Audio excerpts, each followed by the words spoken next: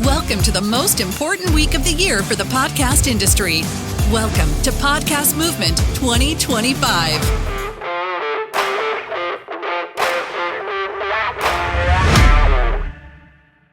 Well, hello, everybody. I appreciate you coming over to join us today, and welcome to Engineering Success in a Visual-Obsessed World.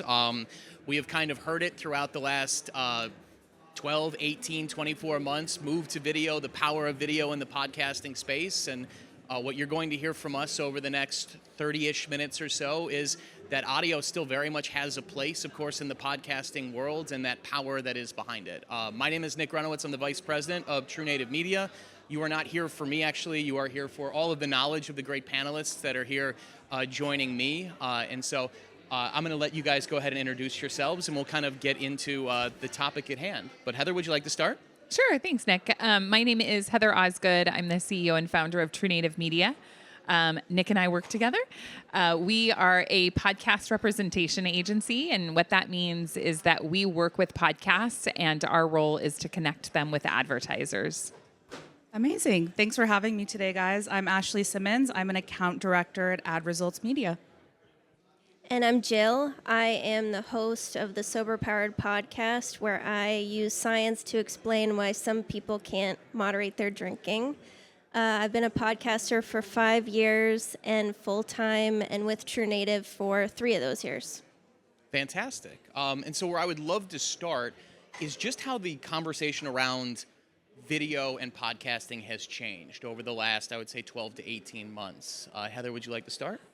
Sure, yeah. So I've been in the industry for quite a while now, and it's so interesting because when I started, which was in about 2016, Apple had video podcasts. And when you subscribed to Apple, you could watch a video podcast. And it seems like that kind of went away. And then in the last couple of years, video obviously has become really very prominent and something that we talk about, on a very regular basis. And so now I think one of the big questions, and obviously one of the big things that has changed in the industry, is if you've got an audio podcast, should you have a video podcast as well, and kind of where that stands. And so, yeah, it's just been interesting to see how that has unfolded.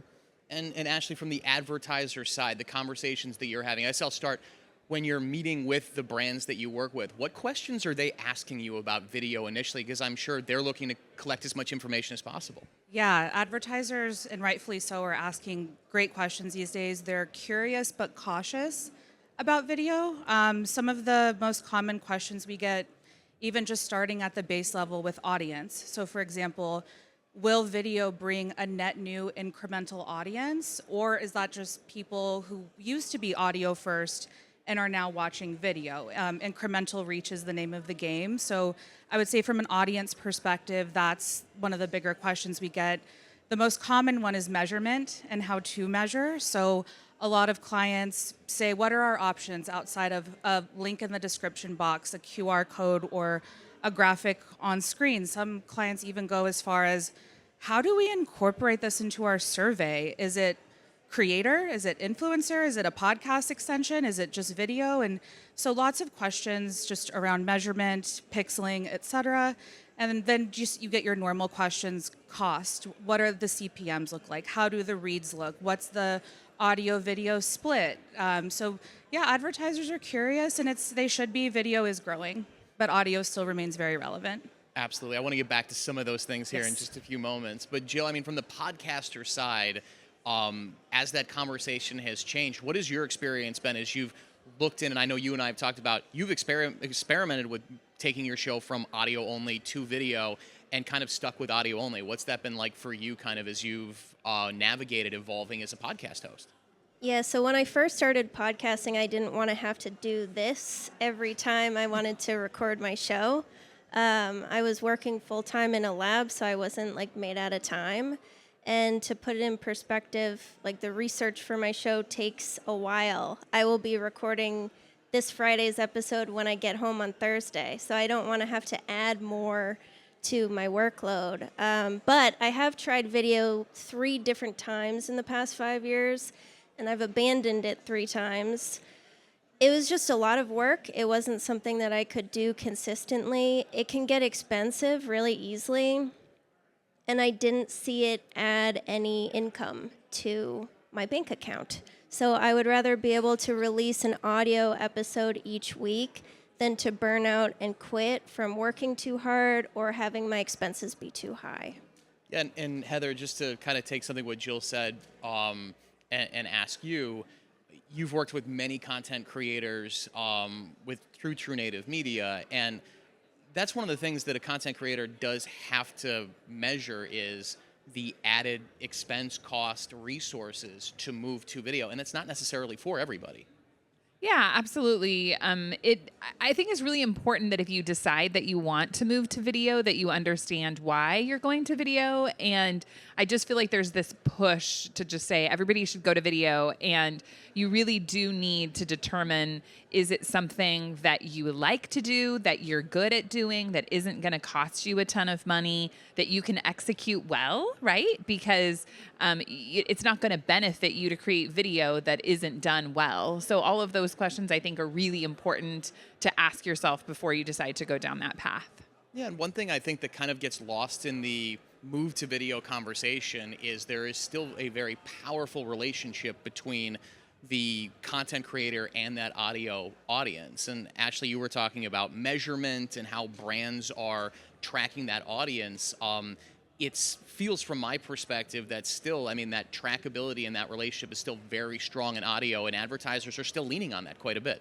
Yeah, absolutely. I mean, I think if you were to ask any clients in the room, what is stopping you outside of budget from scaling and growing video? I think resoundingly you'll hear measurement. And why is that? Well, obviously clients want to see their results, they want to see what they're investing in, and it's measurement's key. So with audio, really one of the biggest value props is being able to measure via a pixel. And then with video, it's in its infancy. We don't quite have that yet. I know a lot of agencies and agency partners are working with our Pixel friends to try and measure video more effectively. But really, when you think about it, measurability is key. And it's the reason why audio continues to, I know people are watching, but audio is very important, and so is measurability for our clients. When you're considering audio versus video, does one medium fit better in terms of the marketing funnel, in terms of what the strategy is, and how do you consider that?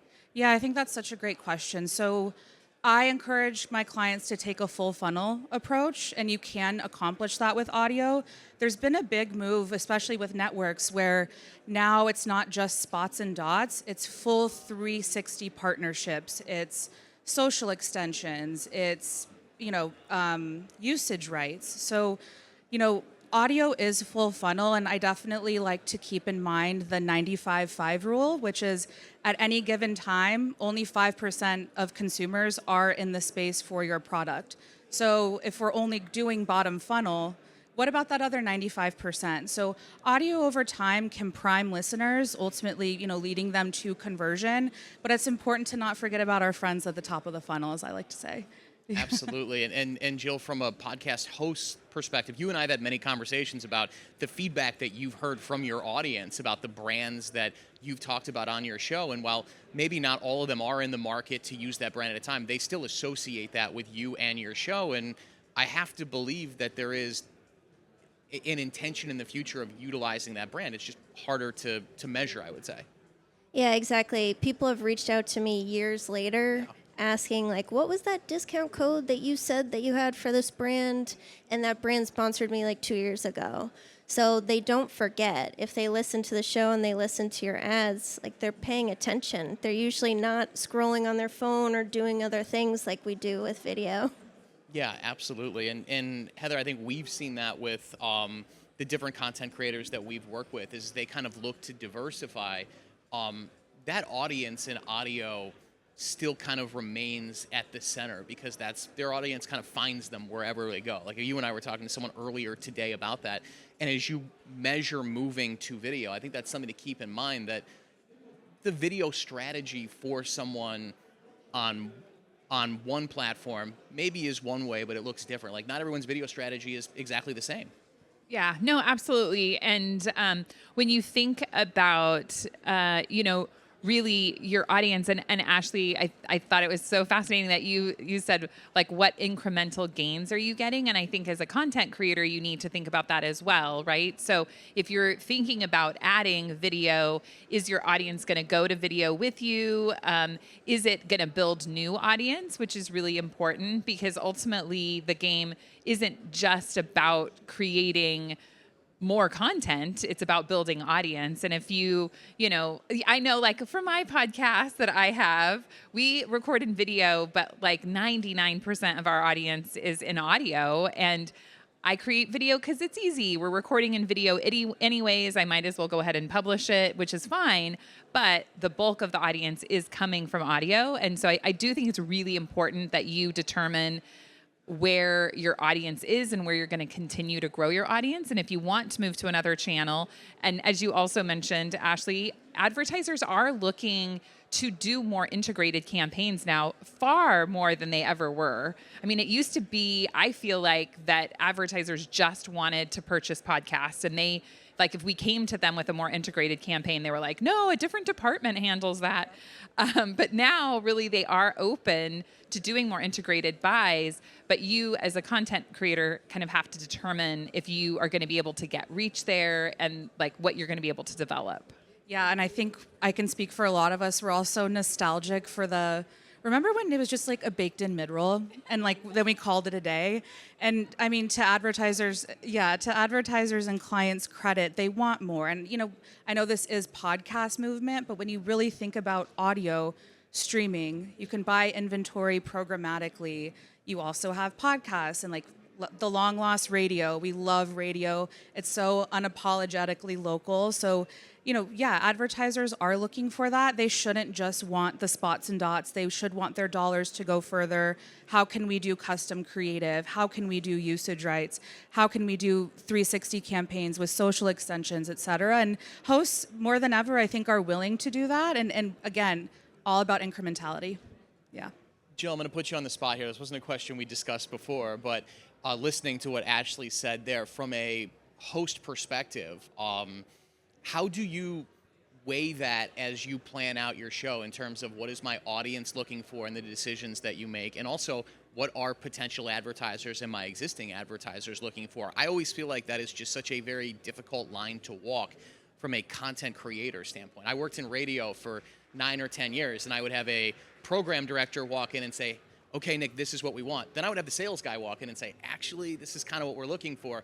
And you have to kind of weigh both of those things. I don't work in radio anymore, so I didn't weigh it well. But at the same time, how do you do that as you weigh the decisions that you make from a video, audio, or even just a content side? Yeah, that's a great question. And I encourage all podcasters to actually track your numbers. I have a membership and I work with people one-on-one, and I know where those people have come from.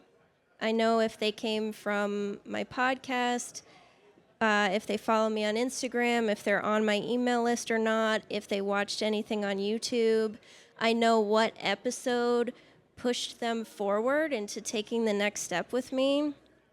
And because I know all of this, I know that 99.9% of people who have ever entered my ecosystem are from the audio-only version. And 99.9% of people on my email list are also just from audio. So if people are asking for video, like, that's great. I'm happy that you like video, but I don't have the capacity to do it, and it doesn't add anything to my business. So it's important to know, like, who the important voices to listen to are, because we have to balance out helping people, but also paying our own bills. Audio is always the entry point, though, right, to that video. So, yeah, it continues to remain relevant. Yeah, absolutely. I think that's a great point, that for a majority of the creators that we work with, and Heather, you were on a panel earlier today, and I thought that was an interesting conversation. Are we at the stage now where everyone is a podcaster, or are they content creators? And it feels like we're at the intersection of that point where we're more in the content creator side of things. And I guess, Heather, like, as podcasters weigh the decisions that they make in terms of investing in that audio, Jill and I were talking about this earlier, they do have to think, okay, I'm just one person. How can I create the best content possible as well so that I can pay off everything from an advertiser standpoint and from an audience standpoint too? Yeah, no, absolutely.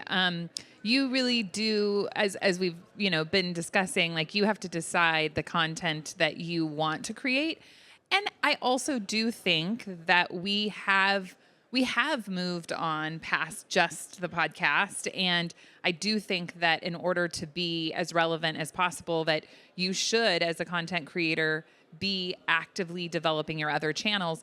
And Jill, I love that you're like, hey, measure everything, know where everything is coming from, because that's so powerful.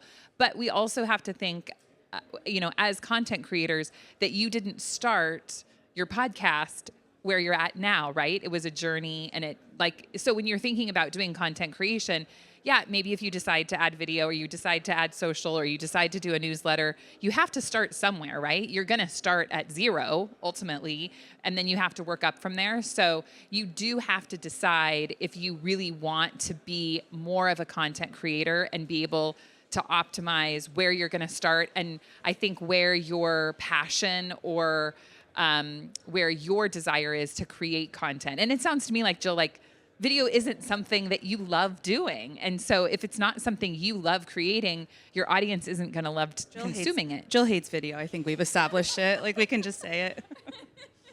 I'm a solo podcaster, by the way, so It's different. it's not like I have an interview that I can put up. I can record in my pajamas by myself in my house. So I do hate video, I guess. It's okay. It's a safe space here. It's okay. I think one thing also to look at a little bit, Ashley, is you talked about the audio video split, and I think as podcasters also weigh whether or not they want to go all in on video, or whether or not audio is more of where their bread is buttered, I guess. When you're talking with brands, what is the preferred split there? I'm always curious about that as we're looking at campaigns. Like, at what point in time is a brand looking at the audio video split and saying, this is the sweet spot? Does it vary by brands? Yeah, I mean, the audio video split varies down to the show level, but for every client, it just depends on what their objectives are. So I've had clients that say, we can only run on certain podcasts that have a higher audio video split because we want to be able to track a majority of our impressions. So not to keep using the same measurement answer, but truthfully it's client by client. But then you also get the ones where it's, let's just say, for example, a highly visual or visual product. The host really loves it, wants it on camera in that aspect. So yeah, video is going to work well for them. And maybe with a larger branding campaign, they don't need everything tracked. Again, going back to that full 360, full funnel approach. Absolutely. Yeah. And I know we're going to open this up for questions in just a couple of moments here, but I did want to go through. So I love to always think about what we're going to be talking about next year at Podcast Movement when it comes to audio and video. And so do any of you have predictions in terms of kind of what this topic may be, or what we'll be talking about in the audio video conversation at this time next year? Ashley, I'll go with right video. I do believe this time next year there will be a video, like a measurable video solution that is akin to what we are doing in audio right now.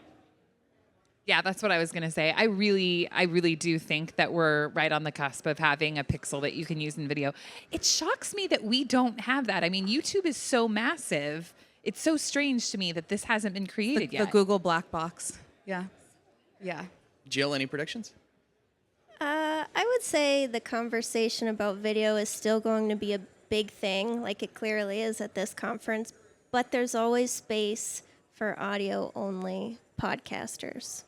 And I would love to, this time next year, hear about how listeners are diversifying their listening habits more. I mean, if you asked this question last year, would we be talking about video as much? I think we would be, but it's more relevant than ever. And I think we're also going to talk about more about not only how to market to Gen Z, which is highly video, younger audiences, up and coming audiences. And then let's not forget our 55-plussers out there too. Like they're an audience for us. So I would say that would be my prediction for next year. And look, you can't get more intimate with audio than being right in a listener's ear. So how will brands continue to evolve beyond that? What extensions will they use, and how will we continue to compete for share of ear? And also, goes without saying, saturation. Ads are everywhere. We're bombarded by them all the time. So I'm curious to see who gets really cool custom creative, or which network's going to be the first to just have that headline making campaign. So excited to see that for next year. Absolutely. If I had to predict two things, I think one is the effect of the move to video on discoverability in podcasting, which I still think from an RSS feed standpoint, like, we leave quite a bit on the table in terms of being able to discover new content. It's very difficult. Personally, breaking into my podcast rotation is difficult. I can never seem to find something that kind of fits along. And the other thing I think as well is dynamic ad insertion in video. I would love to see some sort of an ability for the content creator to serve dynamically more than we're kind of already seeing. I think we'll open it up for questions at this point in time. If anyone has anybody, we'll get a microphone over to you here. Today. I love it. Does questions mean we did a good job or a bad job? Very good job. It means we're efficient. I have a question. In launching our podcast, we felt we couldn't even do the audio because we're photographers discussing about a visual medium. Do you feel there's ever a time when a topic such as ours would be served by dual creation of audio and video? I would say 100%, especially like if you're getting started. I think that doing both makes a ton of sense. And you might decide exactly how you want to execute on that, right? So your content in video could also be slightly different than the content in audio. So you might decide that this makes sense to put on video, obviously being like a photography podcast, and you're going to highlight that. But maybe you could do other things that are just audio that don't need as much visual. But I would say absolutely it makes sense to do both.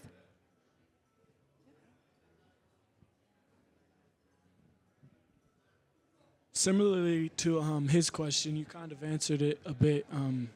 For a podcast that is strong visually, what advice would you have for us to grow on the audio side of things? Because, maybe for the hosts, how could they gear things towards a audience of listeners and not people that are watching? Because I think we do a really good job of showing the podcast, but then, if you're listening and they're laughing and you're not really caught on to certain things, what would be some advice for us to improve on the audio side? Yeah, I can take that one. So on podcasting apps, I think keywords are more important. So on YouTube, you have an algorithm that's going to show your video to who's interested. I call my show sober powered because someone who's struggling with drinking is going to search for the word sober. So I think that would be a very important point. And then also get used to, as you're doing video, explaining what people are seeing. I hate when I listen to a podcast that I know is also on video, and they're like, and if you're watching the YouTube, you can see, I'm like, but I'm not though. So what could I see? So get used to explaining what it is as people are looking. Because sometimes someone walked into the kitchen to get a snack if they're watching the video. You never know. I also say watching is quite an elastic term as well. I always say I have my big screen, my medium screen, and my little screen, which is my TV, my laptop, and my cell phone. But half the time, the podcast I'm watching is minimized, but I'm still listening to it. So watching is definitely an elastic term for everyone. And just because they are watching, they're also listening to. Yeah, and I would also say if you're looking to build that audio audience, I would say put time into figuring out what that audience is attracted to in terms of the audience that you have, what is keeping them there. And also, go on some other similar shows, do the guest hosting, try to go out and find some people that may be attracted and work on bringing that audience on that audio only feed. But we see that a lot with a lot of the content creators we work with, is that if you have a majority video, that conversion can be difficult. It just takes quite a bit of time. So this is a discoverability question. So I don't know if you have exact data for this, but just based on your experience. So if you're searching on, say, YouTube, and you have video podcasts on YouTube, somebody finds it, they watch that one video. But I find that if they discover you through audio, they become a subscriber and they enter your ecosystem. So what is your sort of experience where the video one-off watch and the audio joining, subscribing, becoming a part of your ecosystem?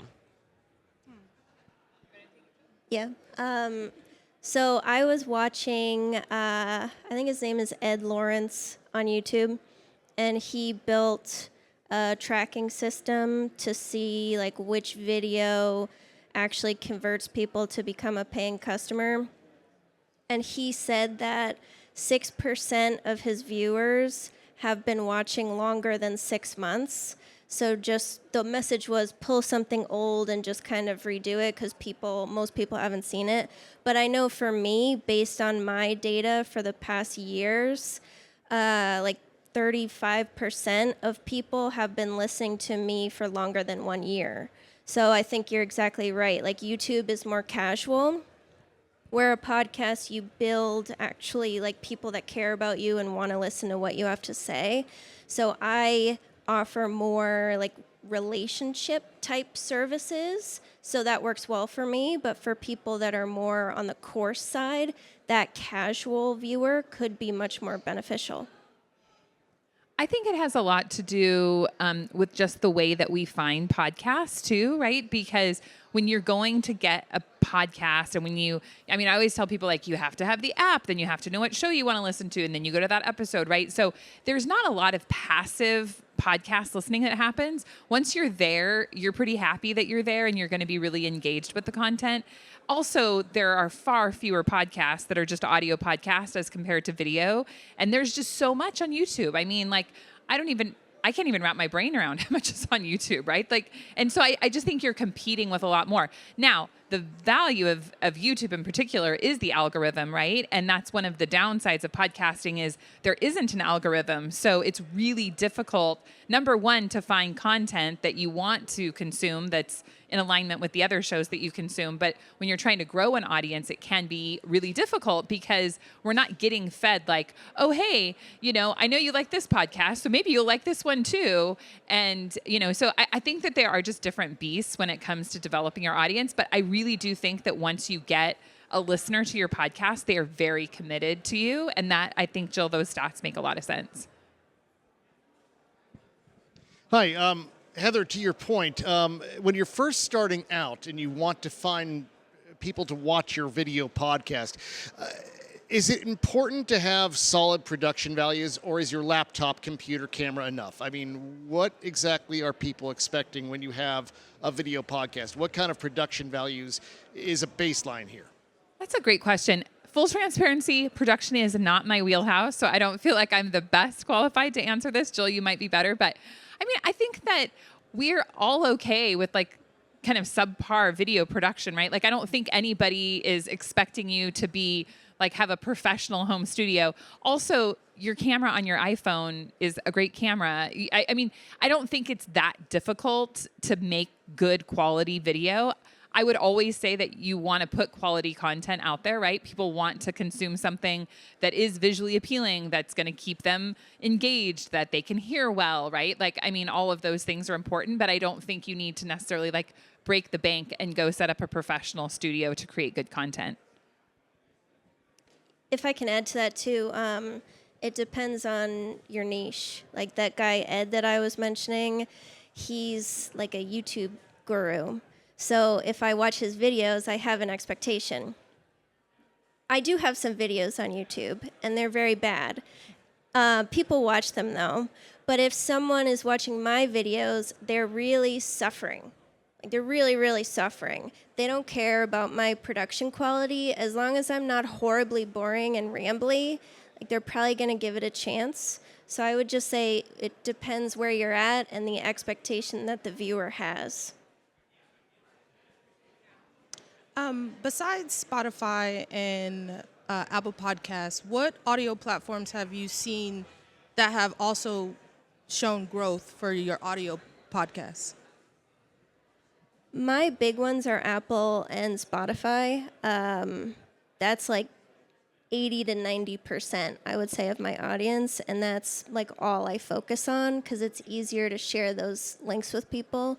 The other ones like have listeners here and there, but I just push Apple and Spotify. Yeah. We don't have to make it complicated at all. Simple is better. Cool. All right. I think that's all the questions. I appreciate everyone coming out and hanging out with us. Thanks, and thank you guys. to our panel. Yeah, thanks, Nick. Yeah. Appreciate it.